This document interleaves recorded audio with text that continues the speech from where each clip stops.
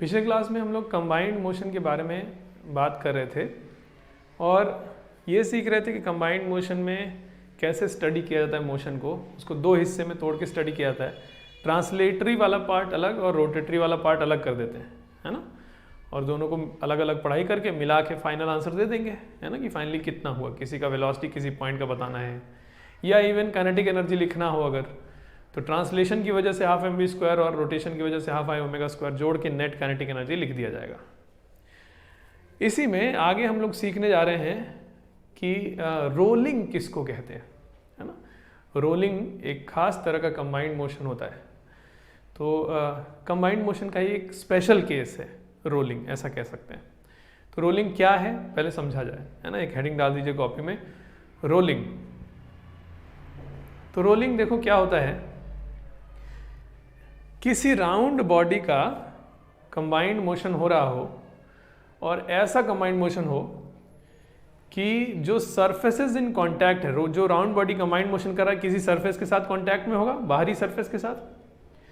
तो जहां पे कांटेक्ट हो रहा है उस राउंड बॉडी का बाहरी सरफेस के साथ, वहां पर स्लिपिंग ना हो रही हो, है ना, तो कहते हैं कि ये रोलिंग हो रहा है। जैसे कि कुछ एग्जांपल्स हम बताते हैं। देखिए, मान लीजिए कि ये कोई राउंड बॉडी है और ये प्लैंक है जिसके ऊपर ये रखा है सॉरी, ये राउंड बॉडी है, ये प्लैंक है। राउंड बॉडी जैसे कि स्फेयर है, डिस्क है, रिंग है, सिलेंडर है, ये सब राउंड होते हैं ना, क्रॉस सेक्शन राउंड होता है। तो राउंड बॉडी है, प्लैंक के ऊपर है और ये ग्राउंड है नीचे। मान लीजिए कि ये राउंड बॉडी आगे जा रहा हो कुछ वी नॉट से, है ना, इसका रेडियस है आर और ये घूम भी रहा है कुछ ओमेगा से,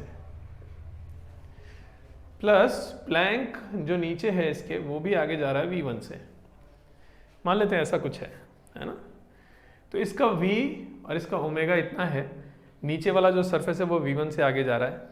तो हम कब कहेंगे कि ये राउंड बॉडी नीचे वाले सरफेस के ऊपर रोल कर रहा है, ये कब कहा जाएगा। मतलब एक तरह से हम बोले तो इसका v और इसका ओमेगा में रिलेशन लिखने जा रहे हैं जिसके लिए इस मोशन को रोलिंग कहा जा सके, एक तरह से कंडीशन फॉर रोलिंग, है ना।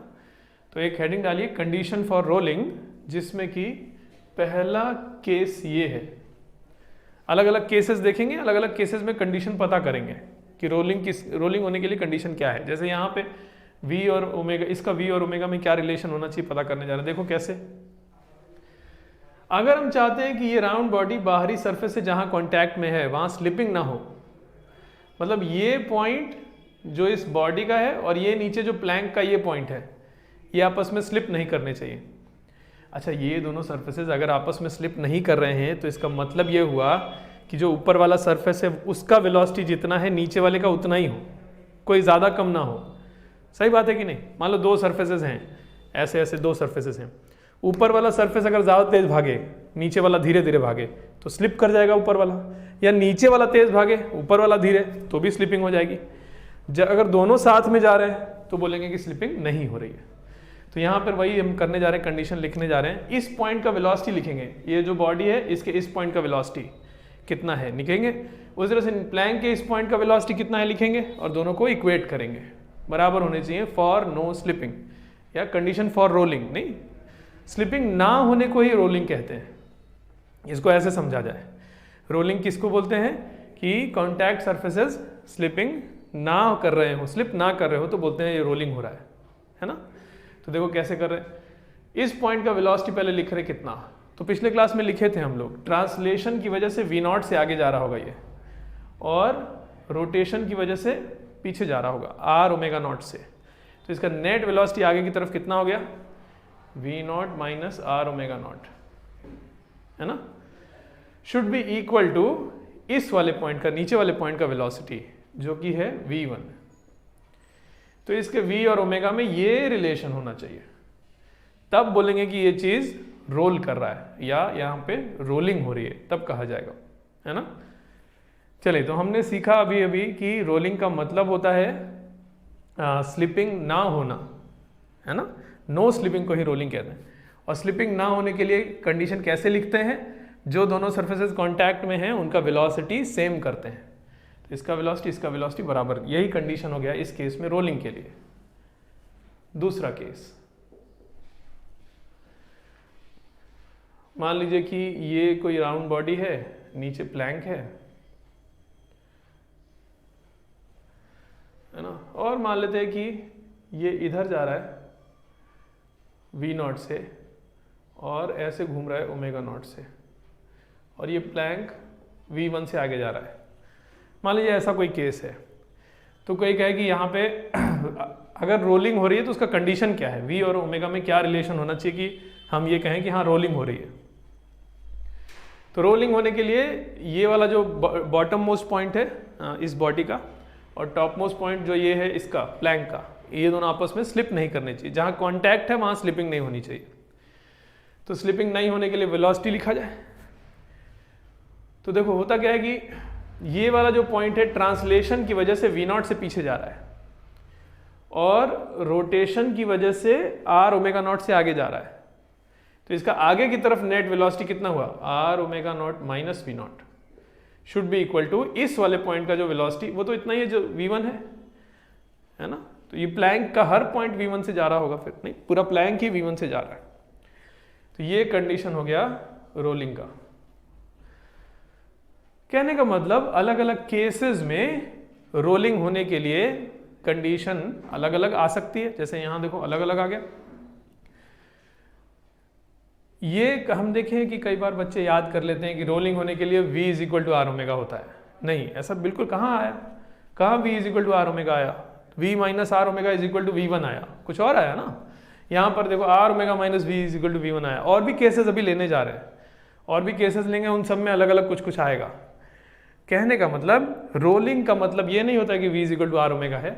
रोलिंग का मतलब सिर्फ इतना होता है कि जहाँ कॉन्टैक्ट है वहाँ स्लिपिंग नहीं हो रही है ना। कोई राउंड बॉडी कंबाइंड मोशन कर रहा हो और वो राउंड बॉडी बाहरी सरफेस से जहाँ कॉन्टैक्ट में है वहाँ स्लिपिंग नहीं होनी चाहिए, तो बोलेंगे कि रोलिंग हो रही है, उसी को रोलिंग कहते हैं। बस यही कंडीशन, ये नहीं कि V और आर ओमेगा बराबर होते हैं, नहीं होते हैं। देखो यहाँ नहीं है, यहाँ भी नहीं है, और केसेस लेते हैं।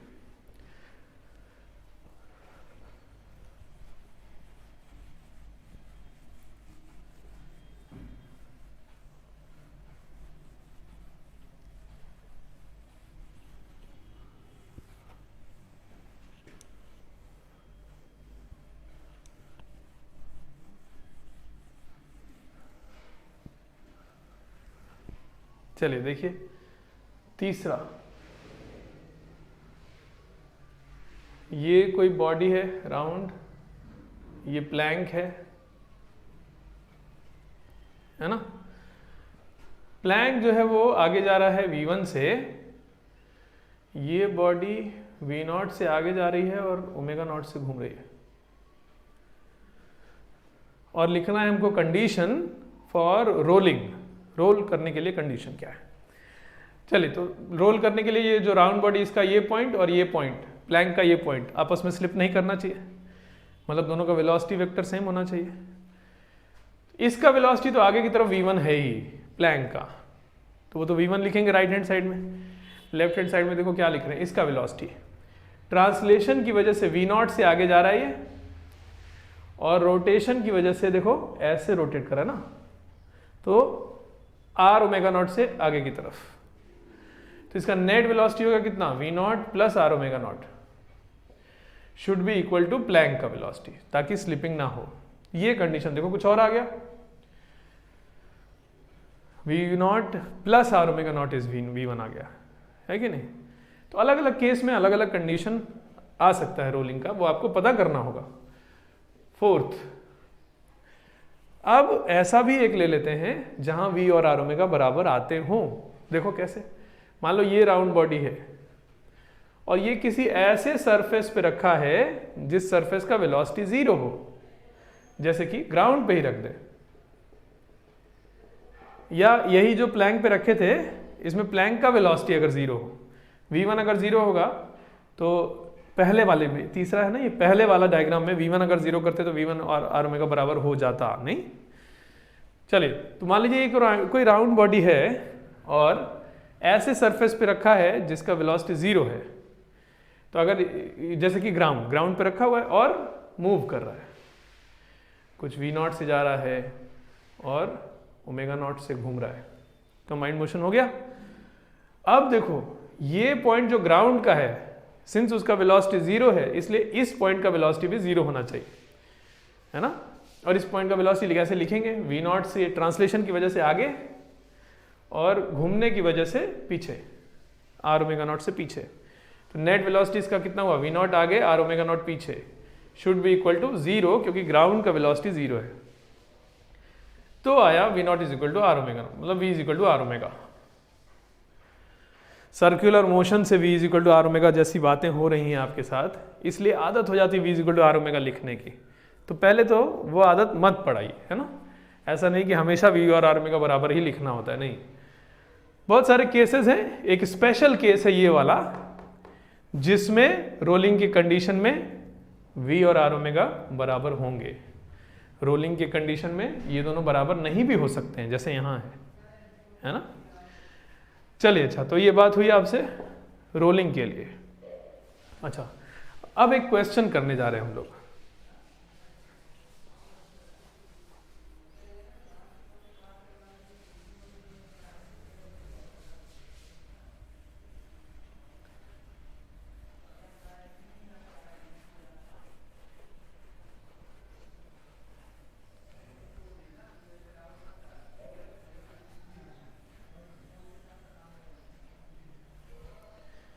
देखिए, ये एक सॉलिड सिलेंडर है, इसका मास है m, रेडियस है r, और ये ग्राउंड पर रखा है। t इक्वल टू 0 पे इस सिलेंडर को एक वेलोसिटी दे दिया गया v0। इसको कोई ओमेगा नहीं दिए, कोई एंगुलर वेलोसिटी नहीं दिए, सिर्फ एक लीनियर वेलोसिटी देके छोड़ दिए, है ना। अब आगे का मोशन देखा जाएगा। अच्छा, अगर ये ग्राउंड वाला जो सरफेस है नीचे, अगर ये स्मूथ होता तो ये स्लिप करते हुए बस ऐसे सीधा चला जाता, मतलब ये घूमता नहीं। v0 जितना है उतना, फ्रिक्शन है नहीं। अगर फ्रिक्शन नहीं है तो v0 कम कैसे होगा, पीछे की तरफ कोई फोर्स ही नहीं है, तो पीछे की तरफ एक्सेलरेशन मिलेगा कैसे। तो फ्रिक्शन है नहीं, v0 जितना है उतना रह जाएगा।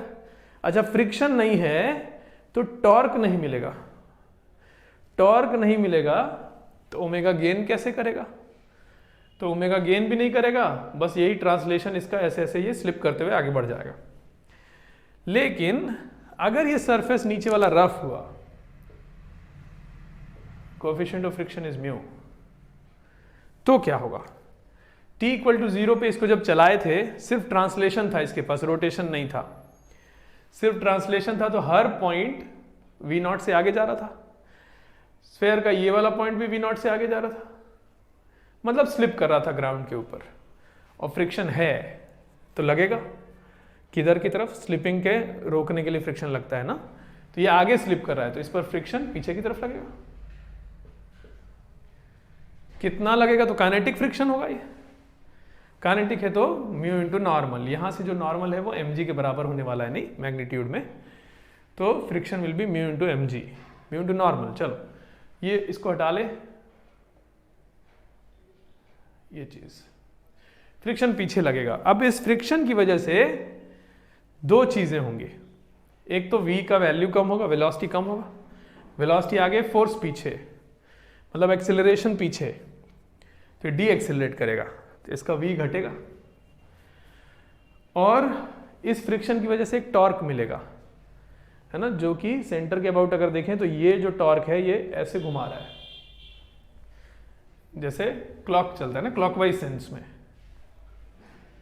तो ऐसे घुमा रहा है, तो इधर की तरफ एक ओमेगा धीरे धीरे गेन करेगा, ठीक है कि नहीं। अच्छा, t इक्वल टू 0 पे स्लिपिंग हो रही थी, स्लिपिंग का मतलब होता है, स्लिपिंग हो रही है इसका मतलब रोलिंग नहीं हो रही। रोलिंग कब को बोलते हैं, जब स्लिपिंग बंद हो जाए, नो स्लिपिंग को ही रोलिंग बोलते हैं। तो t इक्वल टू 0 पे तो स्लिपिंग हो रही है, लेकिन क्या क्या हो रहा है, देखो धीरे धीरे अब इसका ओमेगा बढ़ रहा है ना, ओमेगा गेन करते जा रहा है। तो इधर बनाते हैं,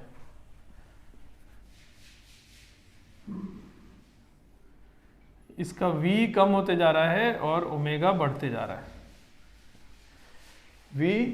v नॉट से घट रहा है, ओमेगा पहले 0 था, धीरे धीरे बढ़ रहा है, और ग्राउंड के ऊपर ये चल रहा है, कंबाइंड मोशन हो रहा है। तो कुछ समय बाद कभी ना कभी तो ऐसा होगा कि v घटते घटते और ओमेगा बढ़ते बढ़ते इतना हो जाए कि v और r ओमेगा बराबर हो जाए। इनिशियली तो v ज्यादा था, r ओमेगा 0 था, लेकिन r ओमेगा धीरे धीरे बढ़ रहा है, ओमेगा बढ़ रहा है तो r इंटू ओमेगा भी बढ़ रहा है इसका मतलब, और v घट रहा है। तो कभी न कभी दोनों बराबर होंगे। जैसे ही दोनों बराबर हुए हम बोलेंगे यार रोलिंग शुरू हो गई। जैसे ही दोनों बराबर हुए तो स्लिपिंग बंद हो गई, उसी को रोलिंग कहते हैं।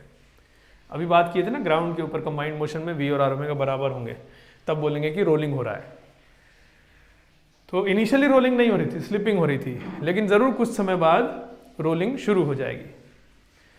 अच्छा, जैसे ही रोलिंग शुरू हो गई, मतलब जैसे ही यहाँ पे स्लिपिंग बंद हो गई, फ्रिक्शन लगना भी बंद हो जाएगा। फ्रिक्शन का लगने का रीजन ही ये था कि यहाँ पे स्लिपिंग हो रही थी। स्लिपिंग जैसे ही बंद हुई, फ्रिक्शन लगना भी बंद हो जाएगा, है ना। चलिए, फ्रिक्शन लगना अगर बंद हो गया उसके बाद, तो ये वेलोसिटी घटना बंद हो जाएगी। वहां से घटते घटते यहाँ तक पहुंचे, लेकिन जैसे ही यहाँ पे रोलिंग शुरू हुई, मतलब स्लिपिंग बंद हुई, तुरंत ये फ्रिक्शन लगना बंद हो गया और ये वेलोसिटी चेंज होना बंद हो गई। फ्रिक्शन की वजह से तो वेलोसिटी घट रही थी, वेलोसिटी घटना बंद हो गई, मतलब कि वेलोसिटी उसके बाद कांस्टेंट हो जाएगी। ओमेगा भी चेंज होना बंद हो जाएगा, टॉर्क खत्म हो गया, फ्रिक्शन लगना बंद हो जाएगा तो टॉर्क लगना बंद हो जाएगा, तो ओमेगा चेंज होना बंद हो जाएगा। मतलब जब रोलिंग एक बार शुरू हो गई, उस समय तक जो वेलोसिटी हो गई और जो ओमेगा हो गया वही रहेगा आगे भी, वो फाइनल वेलोसिटी हो गई, है ना, या ऐसे कहें वो फाइनल कंडीशंस हो गए। फाइनल वेलोसिटी और फाइनल ओमेगा वही हो गया। हमको पता ये करना है इस क्वेश्चन में कि कितनी देर के बाद ऐसा होगा। लिखा जाए, फाइंड टाइम आफ्टर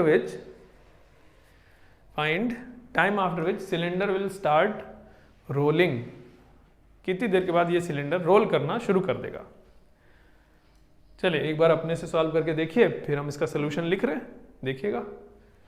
चलिए हम लिखते हैं। देखिए, पीछे की तरफ जो फ्रिक्शन है, ये कितना है, म्यू इंटू नॉर्मल, मतलब कि म्यू इंटू mg। तो एक्सेलरेशन पता चल जाएगा। एक्सेलरेशन कितना होगा, पीछे की तरफ होगा, एक तो ये पता है, एक्सेलरेशन पीछे की तरफ होगा। और कितना होगा, फोर्स अपॉन मास, यही फोर्स लग रहा है पीछे की तरफ, अपॉन मास कितना, म्यू mg अपॉन m, मतलब म्यू g। यहां ऐसे दिखा दें डायरेक्शन पीछे की तरफ, है ना। अच्छा, एक्सेलरेशन हो गया पीछे की तरफ। एक बार एंगुलर टर्म में भी बात कर लें, torque is equal to I alpha करके अल्फा भी निकाल लेते हैं। टॉर्क कितना लग रहा है, torque is equal to I alpha लिखने जा रहे हैं। टॉर्क कितना लग रहा है, तो F इंटू आर, ये है ना line of action of force, और ये दूरी r, तो टॉर्क हो गया F into r is equal to I. तो आई कितना होता है सिलेंडर का इस एक्सिस के about, mr²/2, mr²/2 into alpha. तो यहां से अल्फा आ गया, कितना, एक आर हटा लें, F इंटू 2 अपॉन mr। अच्छा, F को म्यू mg लिख दिया जाए तो कितना हो गया, 2 टाइम्स F, मतलब म्यू mg अपॉन mr। तो अल्फा आ गया कितना, 2 mu g by R, m cancel. ये किस सेंस में, क्लॉकवाइज सेंस में घुमा रहा है, नहीं, ये जो टॉर्क है ये ऐसे घुमा रहा है, देखो ऐसे लग रहा है ना फोर्स, तो ऐसे घुमा रहा है। चलिए, अच्छा, तो ये हो गया, a लिख दिया हमने और अल्फा लिख दिया। आगे पूछा गया कि कितनी देर के बाद रोलिंग शुरू होगी, मतलब कितनी देर के बाद स्लिपिंग बंद होगी, मतलब कितनी देर के बाद v और r ओमेगा बराबर होंगे। टाइम बताना है। मान लेते हैं t टाइम के बाद ऐसा होता है, तो हम क्या करने वाले हैं, t टाइम के बाद इसका v कितना हो जाएगा टाइम के फंक्शन में लिखा जाए। इनिशियल वेलोसिटी इतना है, एक्सीलरेशन पीछे है और कांस्टेंट है, तो v is equal to u plus a t कर दें। टी टाइम के बाद इसका v मिला, टी टाइम के बाद इसका ओमेगा लिखा जाए, अल्फा कांस्टेंट है, omega is equal to omega naught plus alpha t, t time के बाद ओमेगा मिल गया, और v और r ओमेगा को बराबर कर दिया जाए, इक्वेट किया जाए, सॉल्व किया जाए, आंसर आएगा। चलिए करने जा रहे हैं। तो पहले v टी टाइम के बाद कितना होगा, आफ्टर टाइम टी v कितना होगा, तो v नॉट था initial velocity, v is equal to u plus a t लिख रहे हैं, v naught minus mu g है a, तो अभी चलो अच्छा ए टी लिख दे रहे हैं। ये समझ में माइनस क्यों किए, क्योंकि वेलोसिटी इनिशियल वेलोसिटी आगे है, एक्सेलरेशन पीछे है, साइन के साथ लिखना होता है ना वहाँ पे, तो ये आगे ये पीछे, तो v naught minus a t, तो v आ गया कितना, v naught minus mu g into t, ये इक्वेशन 1 हो गया, ठीक है कि नहीं। a का वैल्यू है म्यू जी, पुट कर दिए। उसी तरह से अब ओमेगा लिखा जाए टी टाइम के बाद, omega is equal to omega naught plus alpha t, ये फॉर्मूला है, तो omega is equal to omega naught था zero, initial angular velocity zero था ना, ओमेगा तो दिए नहीं थे, सिर्फ v दिए थे, तो zero plus alpha 2 mu g by R, 2 mu g by R into t, ये हो गया ओमेगा। टी टाइम के बाद हमने ओमेगा भी लिख लिया और v भी लिख लिया, ये इक्वेशन 2 हो गया। हमको चाहिए कि यहाँ पे रोलिंग शुरू हो जाए टी टाइम के बाद, मतलब v और r ओमेगा बराबर हो जाए। अभी इसके पहले सॉल्व किए थे, v और r ओमेगा बराबर होने चाहिए यहाँ पर, तो ये v और r ओमेगा, r को इधर ले आएंगे तो कितना होगा, 2 mu g T, r omega का वैल्यू है 2 म्यू जी टी, बराबर कर दिया जाए, तो ये v कितना है, v naught minus mu g t is equal to r omega 2 mu g t, तो इसको इधर ले जाएंगे तो t आ गया कितना, v not upon 3 mu g, है ना, ये आंसर हो गया। इतने समय के बाद यहां पर रोलिंग शुरू होने वाली है, ठीक है। चलिए एक क्वेश्चन किए हम लोग और बात करते हैं। अच्छा लेकिन एक बात और सुनो, देखो इसी में अगर सारा डेटा वही होता, ये उतना ही वेलोसिटी भी दिए थे, म्यू उतना ही था, m इतना ही, r उतना ही, बस यहाँ सॉलिड सिलेंडर की जगह पे सॉलिड स्फीयर लिख दे, तो क्या वही आंसर आएगा? नहीं, कुछ और आंसर आ जाएगा। अगर यहाँ स्फीयर होता तो कहाँ चेंज हो जाता, देखो ये सब ठीक है, ये सब ठीक है, आई बदल जाता यहाँ पे।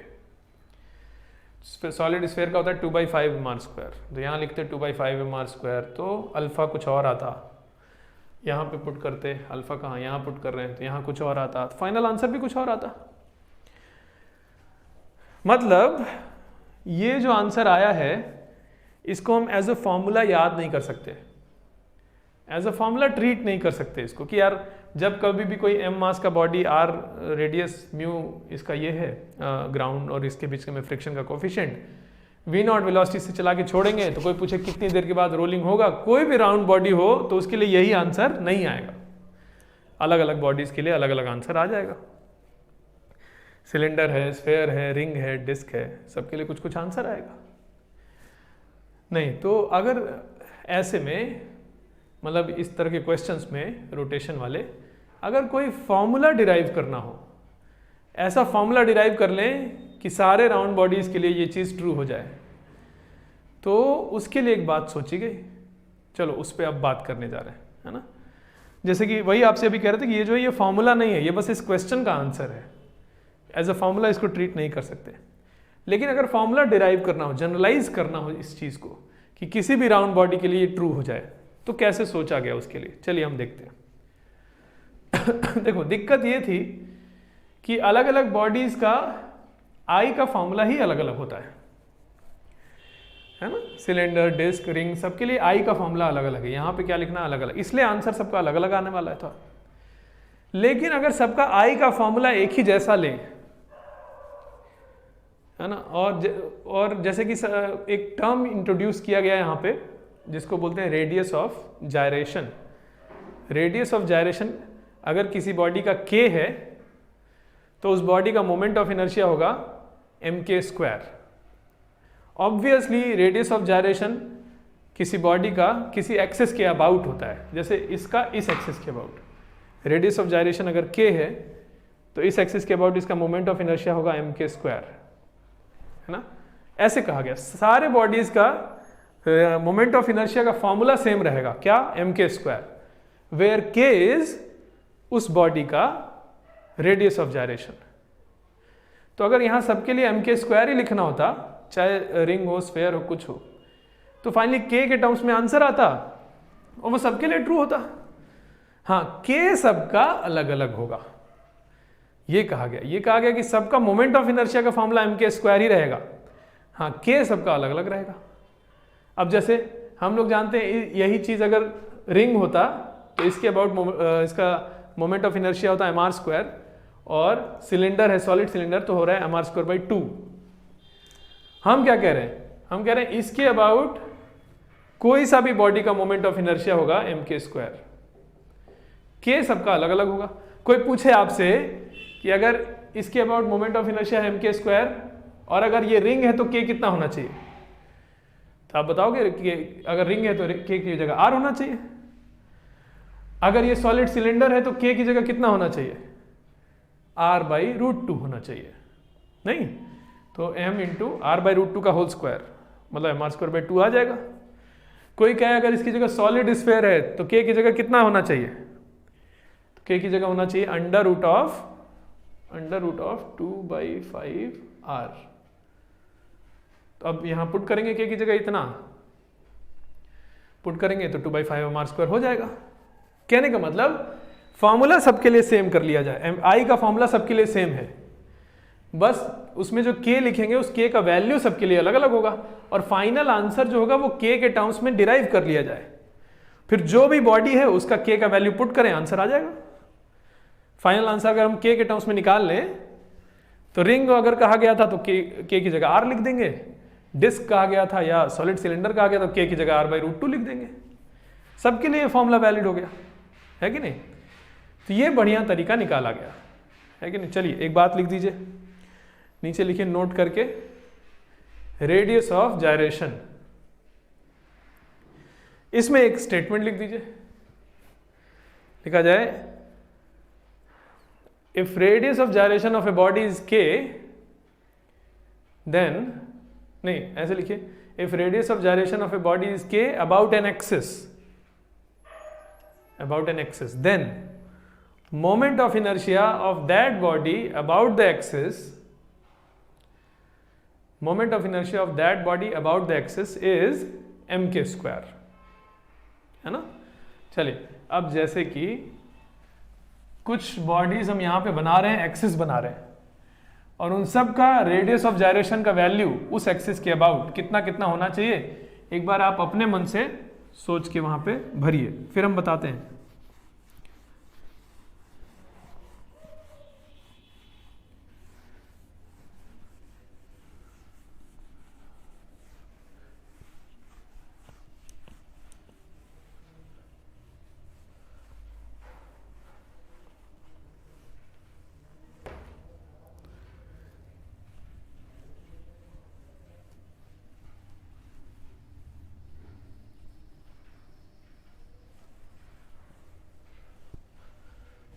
चलिए देखिए,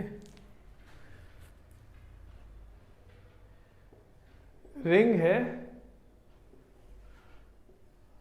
और ये एक्सिस है ना, इसके सेंटर से जा रहा है, तो उसका k विल बी r। उसी तरह से डिस्क, ये डिस्क है, ये एक्सिस है, तो k कितना होगा, लिखिए एक बार अपने से। और हॉलो सिलेंडर,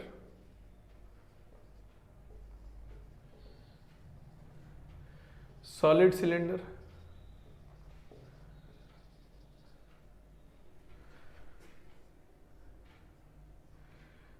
ये एक्सिस है, और सॉलिड सिलेंडर में भी ऐसा,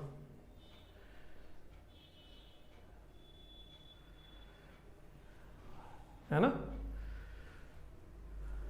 चलिए तो कितना कितना हो गया, डिस्क है तो r/√2, हॉलो सिलेंडर के लिए r, सॉलिड सिलेंडर के लिए r/√2,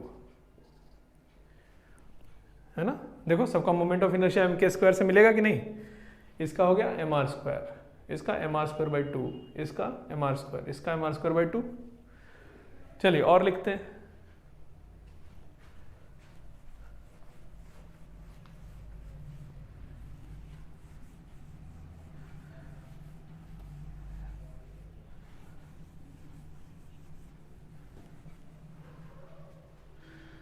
हॉलो स्फेयर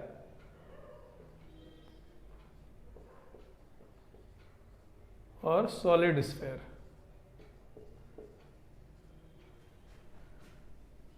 ये हॉलो स्फेयर है ऐसा, सॉलिड स्फेयर में भी एक्सिस वैसा ही सेंटर से पास करने वाला और ऐसा। K 2/3 R है ना, और इसका K 2/5 R हो गया, इन सब का K लिख दिए। चलिए अच्छा एक और बोल दें जल्दी से, मान लीजिए ये होता, एक रॉड है इस एक्सिस के अबाउट, इस रॉड का मास m लेंथ L, इसका लेंथ लिखे सिर्फ, इसका लेंथ है L, इस एक्सिस के अबाउट K कितना होगा, तो K होना चाहिए 1/√3 L। देखो सही है कि नहीं, mk² से मोमेंट ऑफ इनर्शिया मिलना चाहिए इस एक्सिस के अबाउट, तो mk² से मिल रहा है ना, mk² कितना हो, m × L²/3, mL²/3 हो गया, होना भी चाहिए, तो ये हो गया। इस एक्सिस के अबाउट लिखते हैं तो 1/√12 × L ऐसे लिख देते हैं। तो इस तरीके से moment of radius of gyration अलग अलग बॉडीज का उन एक्सिस के अबाउट लिखा जाता है। चलिए अब जैसे हम कह रहे थे कि रेडियस ऑफ जायरेशन के टर्म्स में अगर फॉर्मूला कोई डिराइव करते हैं आप, तो उसको हर बॉडी के लिए यूज कर पाएंगे। बस क्या करना होगा, उस बॉडी का k का वैल्यू, k के टर्म्स में फॉर्मूला है, उस बॉडी का k का वैल्यू वहां पे पुट करिए, आंसर मिल गया। उसी बात को यूज करने जा रहे हैं अगला जो पार्ट हम लोग सीखने जा रहे हैं उसमें। देखो क्या,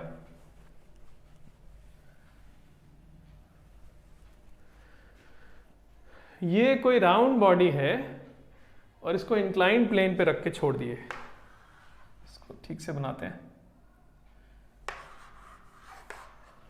है ना, इंक्लाइंड प्लेन पे रख के रेस्ट से छोड़ दिए, और ये जो नीचे वाला सरफेस है ये रफ है। अभी के लिए इसको चलो सफिशिएंटली रफ ले रहे हैं, बाद में इस पर भी बात कर लेंगे कि सफिशिएंटली रफ होने के लिए म्यू कितना होना चाहिए। सफिशिएंटली रफ का मतलब ये होता है कि फ्रिक्शन जो भी है वो सफिशिएंट है, स्लिपिंग रोकने में कामयाब है, स्लिपिंग नहीं होने देगा, ठीक है। चलिए सफिशिएंटली रफ सरफेस पे रख के छोड़े। अब देखो इस क्वेश्चन में हम ये नहीं कह रहे हैं कि ये बॉडी कौन सा है, सिलेंडर है कि स्फेयर है, कुछ नहीं, जनरल केस में बात हो रही है। कोई जनरल राउंड बॉडी है, सिलेंडर हो सकता है, रिंग हो सकता है, स्फेयर हो सकता है, कुछ भी हो सकता है। जनरल कोई राउंड बॉडी है जिसका मास m है, रेडियस r और रेडियस ऑफ जायरेशन k है ना। अब हम लोग इसके लिए इसको स्टडी करने जा रहे हैं। सफिशिएंटली रफ है मतलब रोल करते हुए आएगा सीधा। इनिशियल वेलोसिटी इसका 0 था, लीनियर वेलोसिटी भी 0 था, एंगुलर वेलोसिटी भी 0 था, रेस्ट से छोड़े थे। mg sin थीटा आगे खींचेगा तो आगे चलेगा, वेलोसिटी गेन करेगा, वेलोसिटी भी गेन करेगा और फ्रिक्शन ऐसे लग रहा होगा जो कि इसको ओमेगा भी गेन कराएगा, और हर समय पे इसका v और r ओमेगा बराबर होना चाहिए, तभी तो बोलेंगे हर समय पे रोलिंग हो रही है, स्लिपिंग नहीं हो रही है। कैसे मालूम कि स्लिपिंग नहीं हो रही है, यहाँ लिखा है सफिशिएंटली रफ है मतलब स्लिपिंग नहीं होगी। चलिए कोफिशिएंट ऑफ फ्रिक्शन कुछ इस समय म्यू है, सफिशिएंटली रफ है। म्यू पर लिमिट आगे चल के बात करेंगे कि कितना होना चाहिए जिसके लिए सफिशिएंटली रफ कहलाएगा ये सरफेस। चलो तो एक बार इसका इस पे लगने वाले फोर्सेस ड्रॉ कर रहे हैं। तो देखो इधर करते हैं, mg वर्टिकली डाउनवर्ड है, इधर की तरफ mg है, तो उसके कंपोनेंट तोड़ लेते हैं। Down the incline plane mg sine theta आता है ना, और इधर की तरफ mg कॉस थीटा, तो वैसे ही कर रहे हैं, इधर की तरफ mg साइन थीटा लिख दिए, इधर की तरफ mg कॉस थीटा, और यहां से नॉर्मल लग रहा होगा ऐसा, और फ्रिक्शन इधर। कैसे मालूम फ्रिक्शन इस तरफ लगेगा, इधर लगेगा, कैसे मालूम? ऐसे मालूम कि mg sin थीटा जब इसको आगे खींचेगा तो ये आगे वेलोसिटी गेन करेगा ना, तो ये पॉइंट आगे स्लिप करेगा, तो इसको स्लिप करने से रोकने के लिए फ्रिक्शन ऐसे लगेगा, तो ये ऐसे आएगा घूमते हुए, है ना।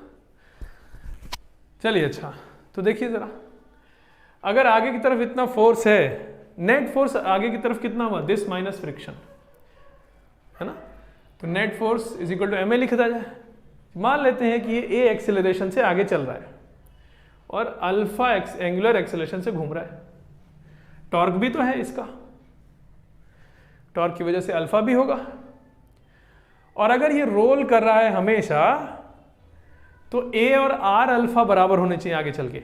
अच्छा देखो, ये फिक्स्ड सरफेस पे चल रहा है, मतलब नीचे वाला सरफेस मूव नहीं कर रहा है, नीचे वाला सरफेस मूव नहीं कर रहा है, तो हर समय पे इसका v और r ओमेगा बराबर होना चाहिए।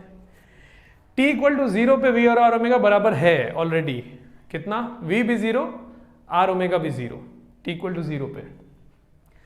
अगर हम चाहते हैं कि आगे चल के भी v और r ओमेगा बराबर रहें, तो v जितना रेट से बढ़ रहा है, r ओमेगा का बढ़ने का रेट भी वही वही होना चाहिए, है कि नहीं। ऐसा अगर हो गया कि v ज्यादा जल्दी जल्दी बढ़ जाए, r ओमेगा धीरे धीरे बढ़े, तो अलग अलग हो जाएंगे ना दोनों, नहीं। अगर हम चाहते हैं इनिशियली तो दोनों सेम हैं, दिया हुआ है, रेस्ट से छोड़ा गया था, आगे चल के भी v और r ओमेगा बराबर रहें, तो v के बढ़ने का रेट और r ओमेगा के बढ़ने का रेट सेम होना चाहिए, मतलब इनका डिफरेंशिएशन सेम होना चाहिए। तो v का और r ओमेगा का डिफरेंशिएशन सेम होना चाहिए, मतलब कि a और r अल्फा बराबर होना चाहिए। तो ये a और r अल्फा बराबर होना चाहिए, तो a निकाला जाए, r अल्फा निकाला जाए, बराबर कर दिया जाए, इक्वेशन बन जाएगी। तो पहले a कितना होगा, एक्सेलरेशन, तो आज जिधर एक्सेलरेशन उधर की तरफ का net force equal to ma, तो इधर माने है ना आगे, तो आगे की तरफ का net force this minus this, तो mg sine theta minus f is equal to ma, है ना, ये एक बात हो गई। और torque is equal to i alpha, तो क्लॉकवाइज सेंस में अल्फा है, माने हैं, तो इधर क्लॉकवाइज सेंस का टॉर्क तो यही है f इंटू आर। अच्छा, इन तीनों फोर्सेस का कोई टॉर्क नहीं है ना, ये तीनों फोर्सेस जो हैं, ये और ये तीनों सेंटर से पास कर रहे हैं, सेंटर के अबाउट टॉर्क लिख रहे हैं, तो इनमें से किसी का टॉर्क नहीं आएगा, सबका टॉर्क 0 होगा, बस इसका टॉर्क होगा, ये इसका लाइन ऑफ एक्शन, ये दूरी f इंटू आर। तो torque is equal to I alpha लिख रहे हैं, is equal to I alpha, I कितना लिखते हैं, M k square into alpha. तो ये दो इक्वेशंस हो गई। ऑल्सो इन दोनों इक्वेशंस में a और r अल्फा बराबर भी होने चाहिए, ये इधर लिख दे रहे हैं, a should be equal to r alpha, क्योंकि रोलिंग हो रहा है ना, सफिशिएंटली रफ, तो a और r अल्फा बराबर हैं, और ये इसको इक्वेशन 2 लिख दे रहे हैं, इसको इक्वेशन 3 लिख दे रहे हैं, ये 1 लिख दे रहे हैं, 3 इक्वेशन बना चुके हैं, है ना। अच्छा, क्या 3 अननोन थे, देखा जाए, 1 अननोन, 2 अननोन, 3 अननोन, है ना, या ऐसे बोले इसको अननोन ले, ये तो पता कर सकते हैं। चलो अभी हम करते हैं, सॉल्व करते हैं। चलो 3 इक्वेशन बना चुके हैं ना, इसकी बात अगर ये भी लेते, इसको भी कंसीडर करेंगे, तो एक और इक्वेशन है ना हमारे पास, n equal to mg cos alpha, इस डायरेक्शन में तो इक्विलिब्रियम है ना, तो इसको हम अननोन की तरह से ट्रीट भी नहीं कर रहे, ये तो बड़ा आसान नहीं, n इक्वल टू mg, बस ये अननोन है, a अननोन है और अल्फा अननोन, 3 अननोन है, 3 इक्वेशन बना चुके हैं, सॉल्व कर लिया जाए। चलिए कैसे किया जाए, a पता करने की कोशिश किया जाए, तो a कैसे पता करें, देखो सबसे पहले अल्फा को लिख दिया जाए a बाई आर, यहाँ पे पुट कर दें, और इस r को भी नीचे ले जाएं, तो f आएगा, इस वाली सेकंड वाली थर्ड वाली इक्वेशन से f आया कितना, m के स्क्वायर, अल्फा को लिखे a बाई आर और ये आर भी नीचे ले आए, है ना। तो एफ आ गया, देखो कितना, this is equal to m into k square by r square into ए।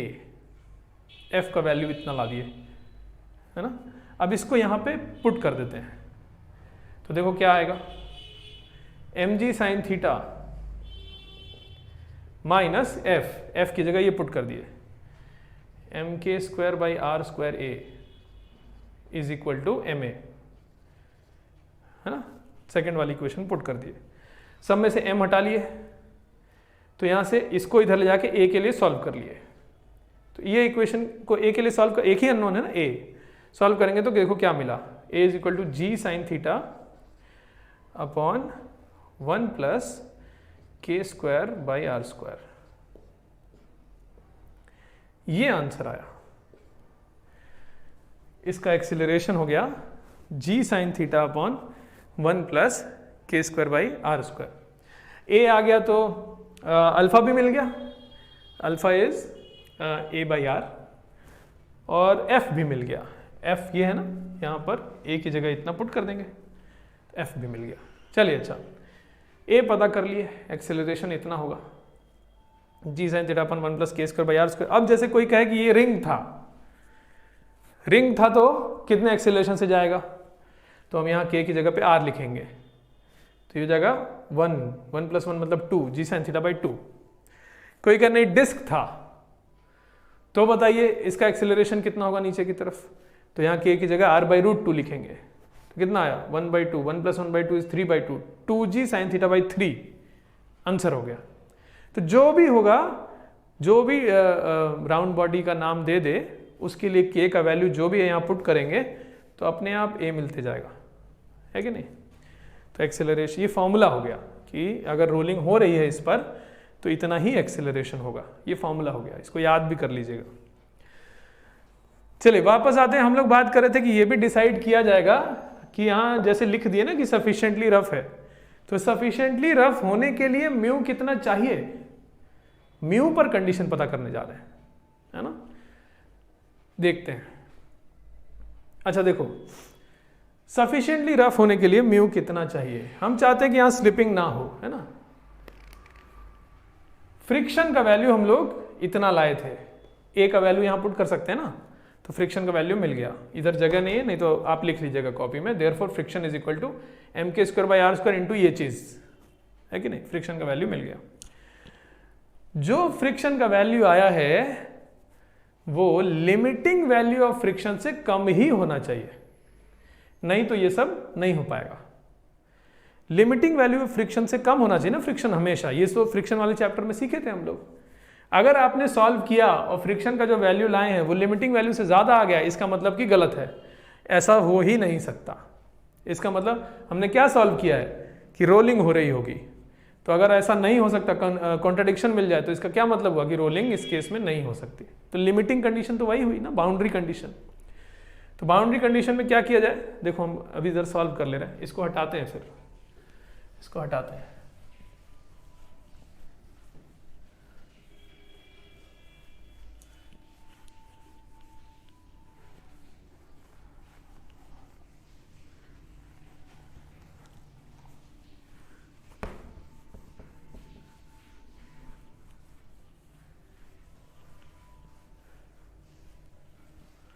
सबसे पहले तो हम फ्रिक्शन जो लाए थे उसको हम लिख दे रहे हैं। हम लोग फ्रिक्शन लाए थे m k square by r square into a का मतलब g sine theta upon 1 plus k square by r square, है ना, इतना लाए थे। अच्छा इसमें ऐसा करते हैं ना, एम को यहां लिख देते हैं, एम जी साइन थीटा हो जाएगा, के स्क्वायर बाई आर स्क्वायर यहां पर भी है और यहां पर भी है, तो के स्क्वायर बाई आर स्क्वायर को नीचे ले आके इसमें भी और इसमें भी डिवाइड कर लेते हैं। तो जब डिवाइड करेंगे तो ये वाला k square by r square upon k square by r square तो 1 हो जाएगा, और ये 1 upon k square by r square is r square by k square. तो देखो ये इतना आएगा, m g sine theta upon 1 plus r square by k square. एक बार चेक करके देखो तुम लोग ला पा रहे हो कि नहीं, इतना है ना, इतना आएगा। फ्रिक्शन इतना लाए हैं और जो फ्रिक्शन हम लाए हैं that should be less than और इक्वल टू फ्रिक्शन का limit, limiting value. Limiting value मतलब म्यू इंटू नॉर्मल, मतलब mg sine theta upon 1 plus r square by k square should be less than और equal to mu into normal. Mu into normal, normal है कितना, तो यहाँ पे normal इधर था, mg cos थीटा इधर था ना, फ्री बॉडी डायग्राम बनाए थे, देखिएगा कॉपी में, तो normal will be equal to mg cos theta, तो mu into mg cos theta, है ना। तो दोनों तरफ से mg हटा लिया जाए, m इंटू जी यहाँ से और यहाँ से हटा लिए, sine theta upon cos theta tan theta लिख दिया जाए, तो mu should be greater than equal to tan theta upon 1 plus r square by k square.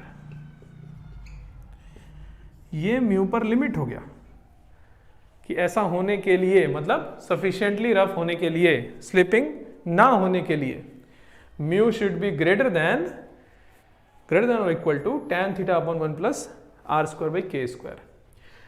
तो जो भी बॉडी दिया है उसके लिए म्यू कितना होना चाहिए। अब जैसे अगर यहाँ रिंग है, तो रिंग है तो म्यू कितना होना चाहिए, tan थीटा, थीटा का जो वैल्यू दिया पुट करेंगे, tan theta upon 1 plus r square by k की जगह आर लिखेंगे, r square by r square 1 हो गया, tan थीटा बाई 2, है कि नहीं। तो रिंग, अगर यहाँ पे रिंग है तो स्लिपिंग ना होने के लिए म्यू बड़ा होना चाहिए या बराबर होना चाहिए किसके, 2 के, tan थीटा अपॉन 2 के, है कि नहीं। तो ये फॉर्मूला हो गया, इसको भी याद करना है और इसका डेरिवेशन भी पूछा जा सकता है। तो डेरिवेशन देखिए कैसे किए, वैसे ही इसका डेरिवेशन किया जाता है। तो ये हो गया। अच्छा, ये सब बातें जो हैं इनका कंक्लूजन एक जगह लिख दिया जाए, है ना, नोट करिए, नोट में कुछ बातें लिखा जाए। लिखिए, if A round body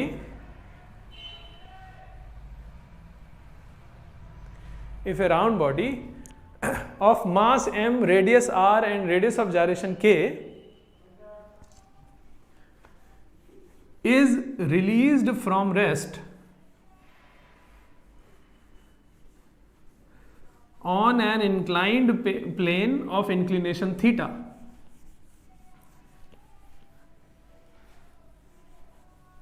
then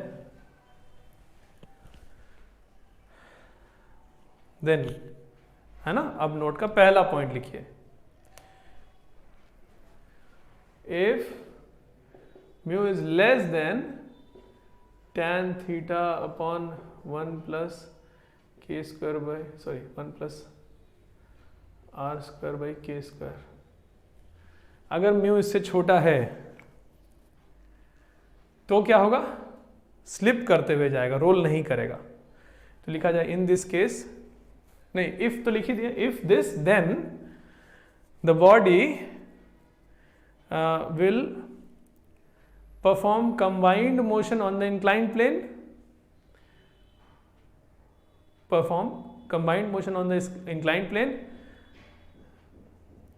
but the motion is not pure rolling, but the motion is not pure rolling, pure rolling नहीं है ये, कंबाइंड मोशन तो होगा ही। क्यों, देखो ये बॉडी है, फ्रिक्शन ऐसा नहीं कि जीरो है, फ्रिक्शन है तो बस म्यू इससे कम है, तो स्लिपिंग होते रहेगी साथ में। अब देखो mg साइन थीटा आगे खींच रहा है तो ये आगे तो जाएगा ही, फ्रिक्शन ऐसे लगेगा।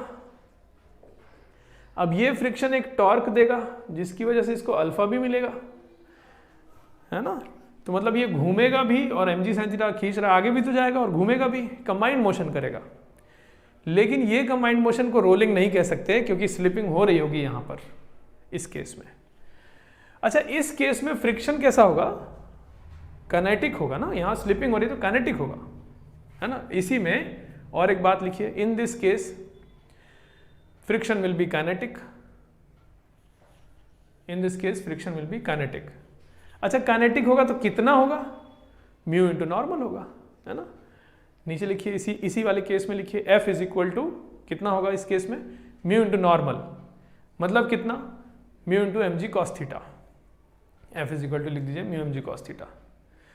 अच्छा ये हो गया। और इस केस में एक और बात लिखिए, इसी केस में एक्सिलरेशन कितना होगा। तो आगे खींचने वाला फोर्स है mg साइन थीटा, पीछे है friction mu mg cos theta, तो नेट फोर्स आगे की तरफ हो गया mg sine theta minus mu mg cos theta, upon मास कर दें तो एक्सिलरेशन आ जाएगा, नेट फोर्स अपॉन मास। तो इस केस में एक्सिलरेशन हो जाएगा कितना, mg sine theta minus mu mg cos theta upon mass, मतलब क्या, g sine theta minus mu g cos theta, है ना, मास से डिवाइड कर लिए सब, तो ये आ गया। In this case acceleration will be this. चलिए अब दूसरा केस लिखिए कि if mu is greater than और इक्वल टू, यही चीज tan theta upon 1 plus r square by k square. अगर म्यू इससे ग्रेटर देन इक्वल टू हुआ तो क्या होगा, लिखा जाए in this case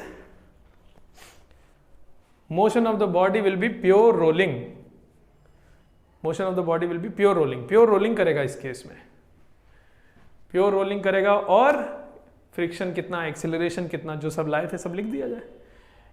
friction will B कितना, mg साइन थीटा लाए थे अपॉन, अच्छा स्टैटिक होगा कैनेटिक, इस केस में स्टैटिक होगा क्योंकि स्लिपिंग नहीं हो रही है ना, लिखिएगा in this case friction will be static, और कितना, mg sine theta upon 1 plus r square by k square.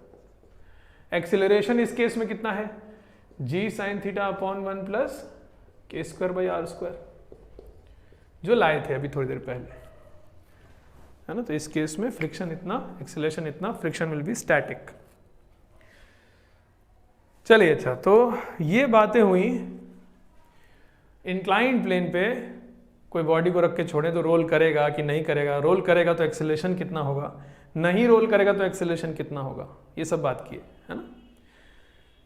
चलिए अच्छा, आज का लेक्चर हम लोग यहाँ पे फिनिश करते हैं, इसके आगे अब नेक्स्ट क्लास में सीखा जाएगा।